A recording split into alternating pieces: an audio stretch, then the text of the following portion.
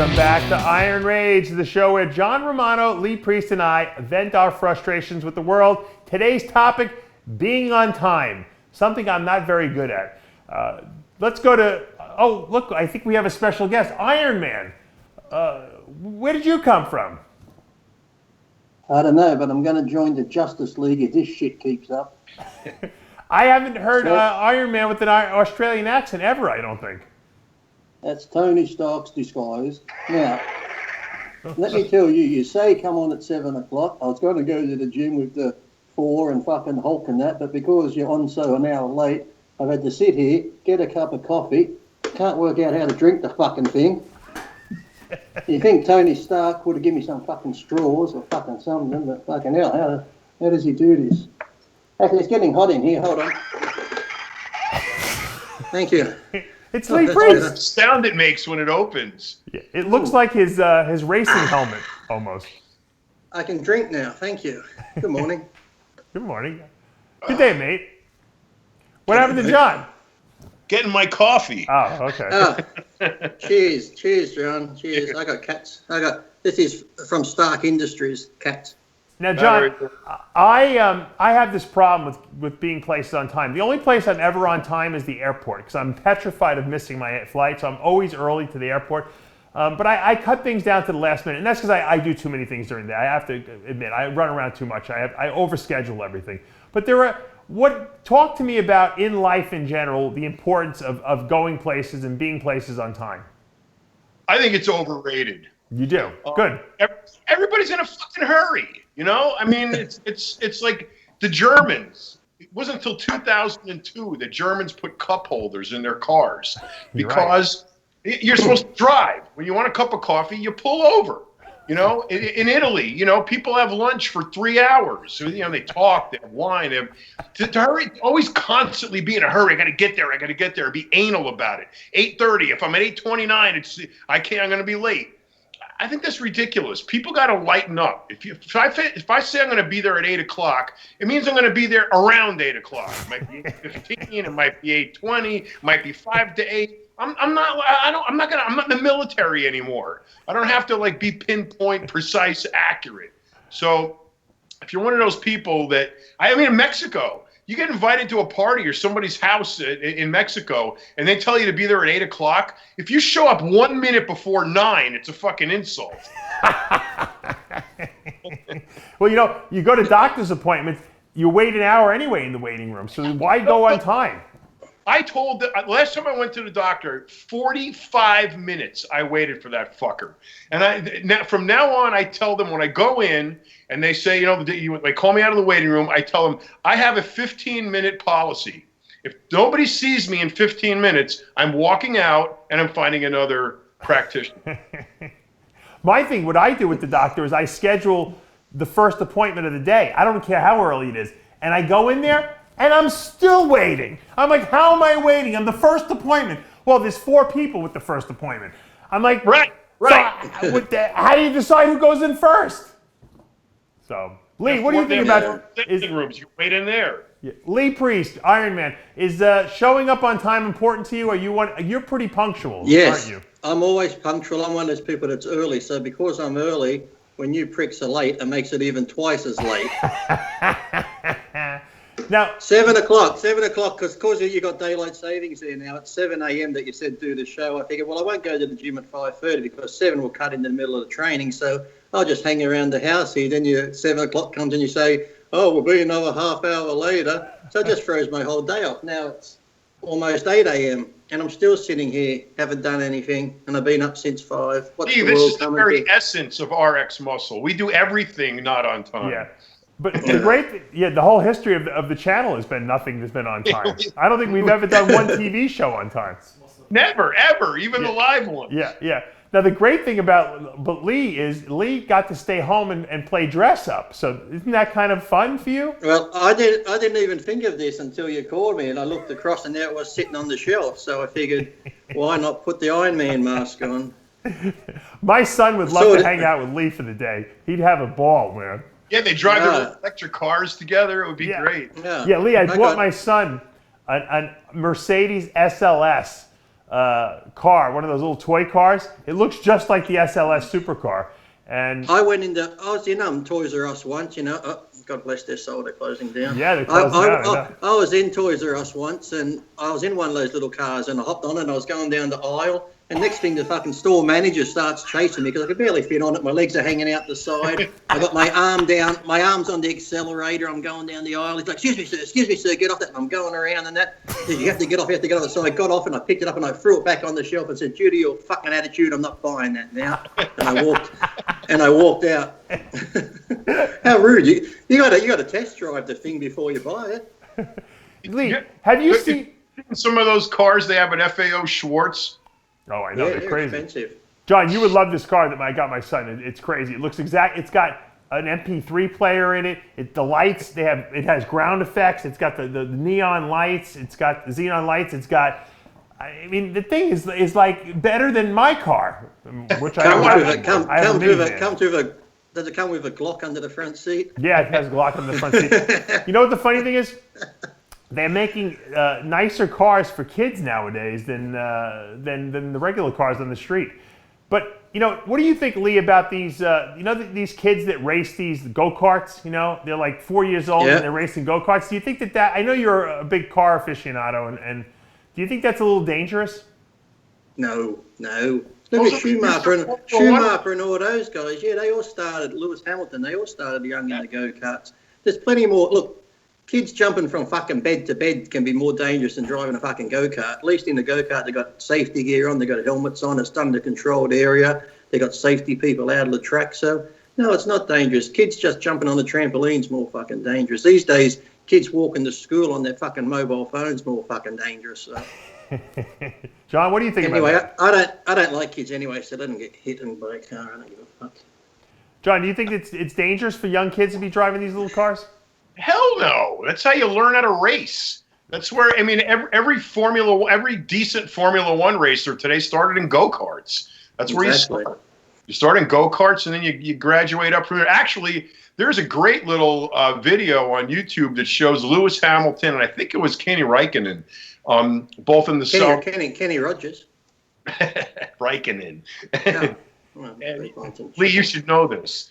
And they were the Sauber Mercedes. They were so far ahead of everybody else. They just started racing each other. They actually asked permission in the pits if they could, duke it out. And it was like go-kart day. That's what they. Well, remember Schumacher? He started in the go-kart so young that I used to hate watching Formula One because even with 6 races to go, he had the championship fucking locked up. It was like, okay, he's won it. So actually, the Formula One's on this weekend in Australia. John, come on down. All right. I love Formula One. Speaking of events in Australia, Lee, did you go see the Arnold Australia in Melbourne? I've had a crash. That's what I thought of the Arnold. You better call up Tony Stark to get a new one. Yeah, fixed. Lee, did you go to the Arnold Australia this past weekend? No. No, you didn't. Really? No. I'm not interested. No. I'm not like. You were at the regular Arnold in the United States. You didn't go to the Australia? Yes, I went to the regular Arnold in the United States, and then I'll be going to the Arnold in Brazil. But I didn't not go to the Arnold in Australia, no, because, for the last few years, I wasn't allowed to go. Oh, that's right. Tony Doty wouldn't even talk to me for years. My good friend, who were friends as teenagers, wouldn't talk to me for years and years. And all of a sudden, when they had this split with the IPB in Australia, I get a phone call and he invited me. But I may not want to go. No. Have you and Tony made up since that whole split? Yeah, he talked to me now. He can talk to me now, it's okay, but Iron Man still not go. He like Hulk, he smash. When you go to Brazil, will you fly as Iron Man or will you actually get on an airplane? I'm not sure what persona will be traveling on that plane. All I know is I will not be wearing a burqa. They never let me on. Never let me on. This is not an Iron Man helmet. This is a religious garment. I got you. Now, a lot of people have been texting me, Lee. They want to know what's going on with the tattoo removal. What's the update on that? I've got to get another one April 4th. Hold on, let's see. Hold on here. I've got to get another one April 4th. And then it starts coming off more. It's still going to take like 10 goes to get it removed altogether, so. Gotcha. It's just slow process. John's busy doing something again, checking on orders, I guess. John, I feel like I should get my lightsaber out and start doing battle. Oh, look, puppy dog. What a cutie. Why should isn't get he him a wearing little- costume? You should get him in a go-kart, John. Hey, he loves skateboards. You ought to see him skateboard. You remember Spuds McKenzie? Oh yeah. I hated that dog back in the day. It was so annoying. I think Dave's bringing this show down. It's called Iron Rage, and we haven't raged forever. It's more like let's get back to the topic. Iron fucking topic review. Have you been? Let's get back to the topic. That's like, hello, welcome to Iron Discussion. Well, we're just going to discuss crap. Yeah, we're not raging about anything. Yeah, you ruined it, Lee, because you dressed up as Iron Man. You distracted the topic. It's like The topic was being late. That's not a very exciting rage topic. No, it is because I'm gonna bring it back to reality. Okay. When you have a company, okay, you obviously expect your employees to be on time. You know, obviously if you own the company, you can do whatever you want. But John, if you owned a company that was actually successful and you had employees, would you be upset if they came in late? I actually do have companies with employees, and fucking UPS and FedEx don't count, mate. They're allowed to be late because they're government employees. I look at it this way. You know, in the gym, you know, you got to open the doors at 6 o'clock in the morning or 5:30, whatever it is. I mean, those people have to be on time because, you know, they have a responsibility to other people's time. But if it's a work product, I really don't care what time they get there. I care that the work gets done. Right. So if my graphic designer is making me, you know, signs, I just care that the signs are done by Friday or whatever I need them. I don't care if he comes in at 7 or 8 or 10 or works all night. I don't give a shit. Right. Just make sure the work is done when the work is supposed to be done. Like I said before, there are places where, you know, being on time is important. But as far as work product goes, I don't give a shit. Get it done right, get it done early, and get it done like I need it, and I don't care when you do it. Right. If you're a terrorist bomber, time is of the essence. If you're a what? A terrorist bomber. Bomber. A bomber. Boom! You got to make sure that time is on time. That's right. You don't want to be halfway out that door when that motherfucker goes off. Yeah. Well, a lot of these guys blow themselves up with the whole explosion. So for them, timing doesn't matter. They didn't mean to. They just forgot about daylight savings. Or they didn't realize that bomb timer minutes are like microwave minutes. They take longer than regular. Of course, it was connected to their phone. Their mum called them home for lunch, and she hit the wrong fucking key. Well, you know, talking about being on time. I mean, how many bodybuilding shows have we been to, John, where nothing starts on time? Okay. They all don't start on time. Like what about when you're backstage and they say, "Pump up, guys, pump up. 20 minutes, you're going to be on stage." So you get this big fucking pump happening. You're oiled up. You're ready to go. Oh, guys, calm down. We're 30 minutes to go, and you're like, "What the fuck?" And you can never get that pump back again. It's just gone. It's terrible. I mean, that should be something that definitely doesn't happen in bodybuilding because of the fact that, like Lee said, you know, your body is peaking at a certain time. You've designed your meals, you know, your diuretics, your fluid restriction, your carbing up, all to peak at a certain time, and then someone throws a monkey wrench in it. And Lee, I'm sure you've done shows where you've been delayed for hours and you're waiting for the fucking bikini to get off stage. Remember they had that first Florida show, the pro show one down there, and same thing happened there. Well, everyone's just laying around backstage. All of a sudden they say, "Guys, come on, you got to get ready. So everyone just drags himself off the floor. We start pumping up, and then he comes back and says, "You haven't got time to pump up. Just get out on stage. All we're doing is announcing you guys." And I'm like, "Well, fuck off. We're not going to walk out on stage." Some guys had half oil on one arm, no oil on the other leg. I said, as soon as you walk on stage, people get photo. Look, John's having fucking bestiality going on here, for Jesus Christ. John, stop that. That's illegal in some states. You're not in Mexico now. You said you're back in the States. You get in trouble for that. Once you give her daddy a kiss, there's nothing wrong with that. I'm sure. Put the peanut butter away. Get it off your balls.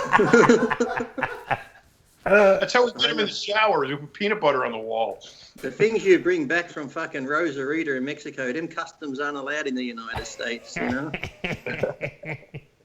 Yeah, but as I was saying, they were telling us to get on stage, and half of us were still half dressed. Some even weren't fucking had their posing trunks on. And they're like, get on stage. But I said, well, go ahead and start the show without us. And the guy's like, oh, Lee Priest is refusing to go on stage. I said, Lee Priest isn't refusing. I said, we're all refusing. I said, start the show without us and start calling names if we don't walk out too bad, because you're not going to walk out half pumped. And one guy had a bit of oil on his chest and he had no oil anywhere else. I said, here we are, we've trained for a show. You want to look your best. We're not walking out there looking like fucking half-assed idiots. So we're already fucking idiots. We don't need to look like bigger idiots going out on stage.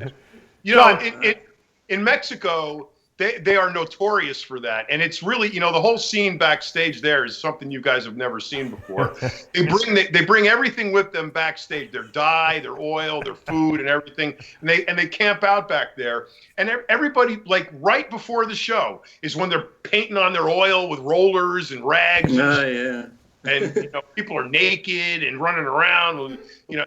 And there's probably still injecting synthol backstage. They do that, sickly and synthol. And it's completely unorganized. And they say they line up a group. All right, you're going out next. And then, you know, 5 minutes, 10 minutes, 15 minutes, half an hour. No one's moving. No one's saying anything. No nothing.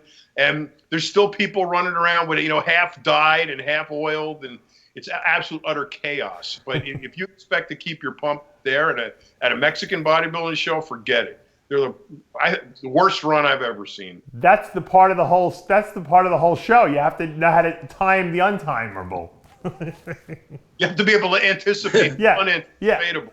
That's right. It's part of the winning. Your physique has to be able to peak for like 12 hours straight.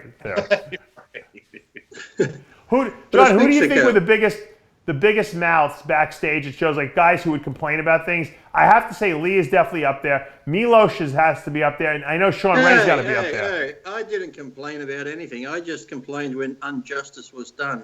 I fight for truth, justice in the American way. That's right. But a lot of people won't say anything, though. You know, they just sit there and stew in their own. Oh, no, they do. They do say shit. When the officials aren't there, oh my fucking God, do they say shit? They're fucking going off. Fuck this, fuck that, fuck the IFBB, fuck them, I'm not doing this. As soon as they walk backstage, oh, yes, sir, yes, okay, we'll do that. Yes, that's all right. Yeah, fucking dickheads. You know that's always perplexed me about this sport. Here you got these big, huge, giant, muscled up, badass dudes, and they're all fucking pussies when it comes to dealing with, you know, officials and management. Yeah. They gripe. Second they have a chance to air their grievances. Second the official walks in the room. Yup.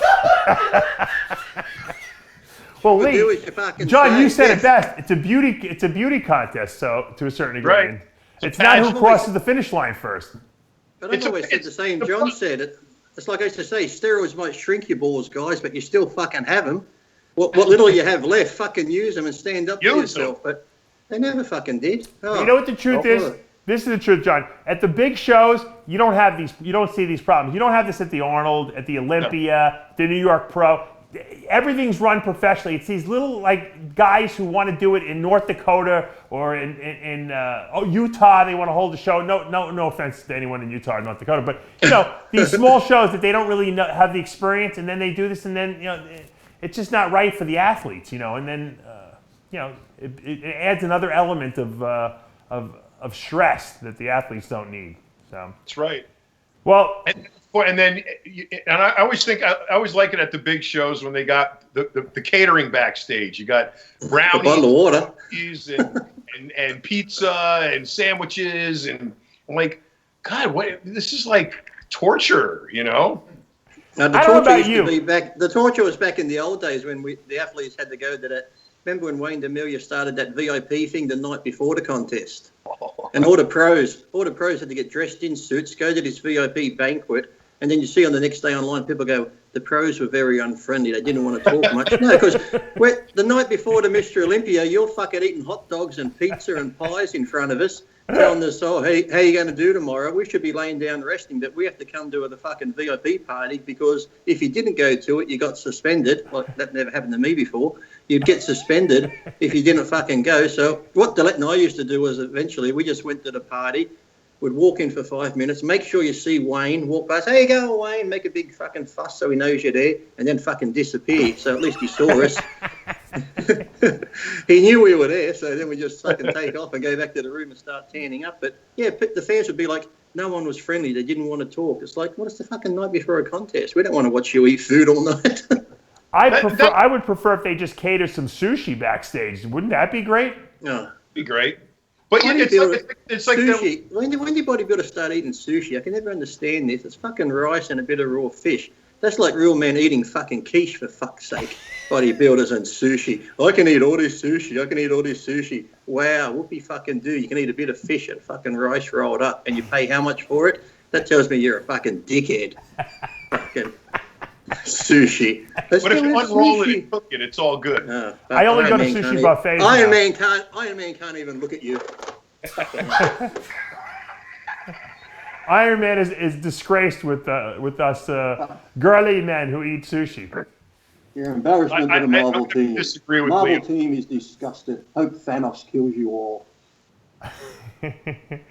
Well, the moral of today's show is you should be on time. What's that, Spidey?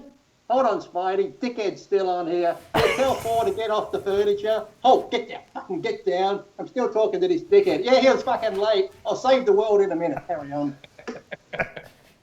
The moral of today's show is don't dress up as superheroes. It's very dangerous for your health and your mental well-being. No, the moral of the show is being on is overrated. Don't talk to me like that. You'll need me one day. When your city's burning, you'll call on Iron Man and I will not be there. So you'll say, Iron Man, we need you. And I'll say, fuck you, I'll come an hour late when your place is destroyed. Iron Man will be late.